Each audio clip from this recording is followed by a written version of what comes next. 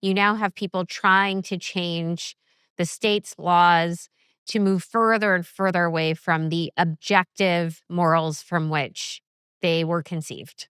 The further we move away from, say, the roots that produced the modern Western society that we find ourselves in, the further and not even necessarily the further we move away from it, but the more we try to disassociate from that foundation, the more we're going to find ourselves in trouble.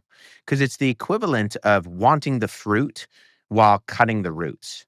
And you can't divorce those things, right? The roots that drew the nutrients of ideas like ethics and virtue and justice, those come from a Judeo-Christian worldview, which is ultimately grounded in the objectivity of Christian scripture, right? The Old and the New Testaments. When we look at these concepts, where do we find their foundation?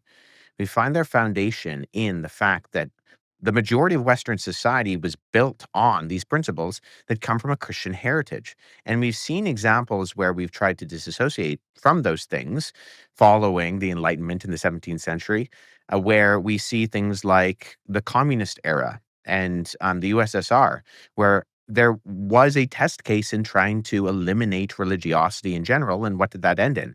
Well, it's I heard someone say a few years ago that when what happened in the last few centuries. Well, the Enlightenment happened, where we relied on reason and we moved away from the old stuffy religiosity of traditional religion. Okay, well, what transpired then? Well, mostly genocide, chaos, and war. And you see when you disassociate from that objectivity, what happens? Well, after the collapse of the Soviet Union, they had to import priests and pastors to simply instill morality into people, because in a 1984, George Orwellian-esque perspective, when you remove those ethics from society, it doesn't then, gain a populace who can determine what is good and what is evil based on just consensus, and that works out for everyone. No, ultimately, it turns into a might is right perspective. And that's the danger in giving the government power that only God really has the ability to impart.